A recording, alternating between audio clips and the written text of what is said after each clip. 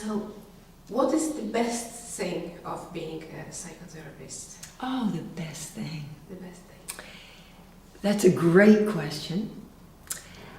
I think I had thought that I was going to be a mathematician. So I went to college and majored in mathematics and ended up staying in mathematics, but also becoming pre-med so that I could then go to medical school, because by then I was realizing that I wanted to be a psychiatrist. And I realized that as a woman back then, I would have more clout if I had an MD.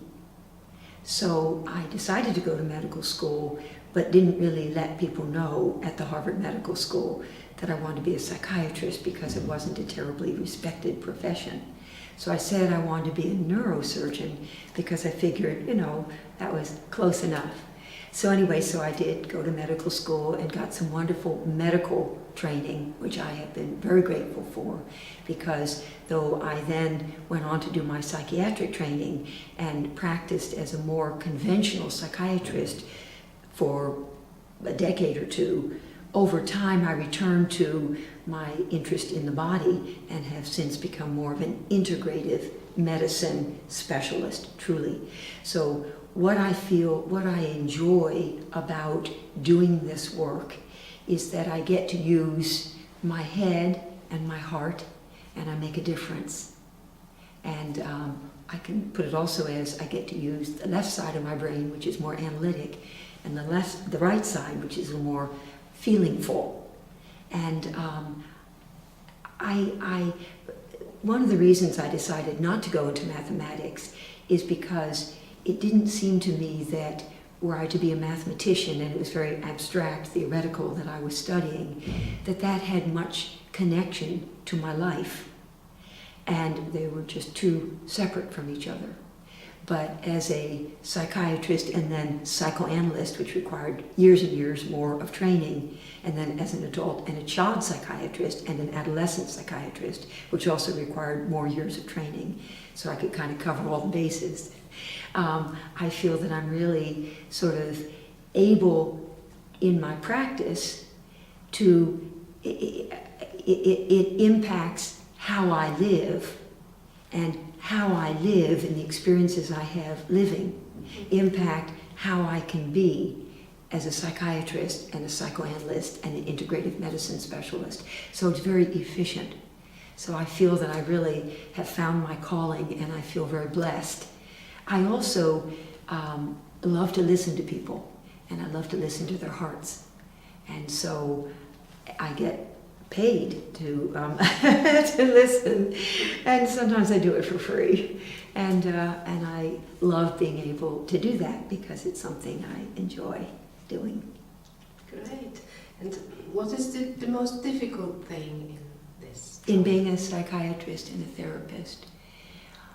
The most difficult thing are the stupid rules and regulations and the governmental control, their efforts to try to control what we do or don't do, and diagnosis and medical records and HIPAA compliance and filling out all the sort of forms. That part's the tedious part.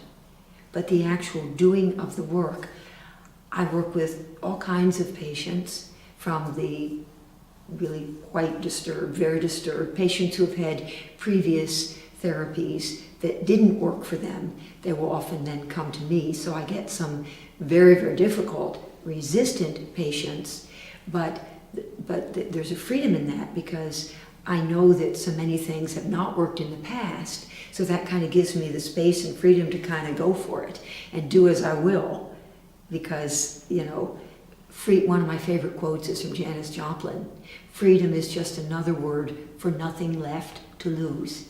So when somebody comes to me, they've tried previous therapies, didn't work, I get to sort of do my thing. Sometimes it works, sometimes not, but often it does. So, I know something that's difficult. Yeah, I do see kids, and sometimes, and I don't tend also to see the parents.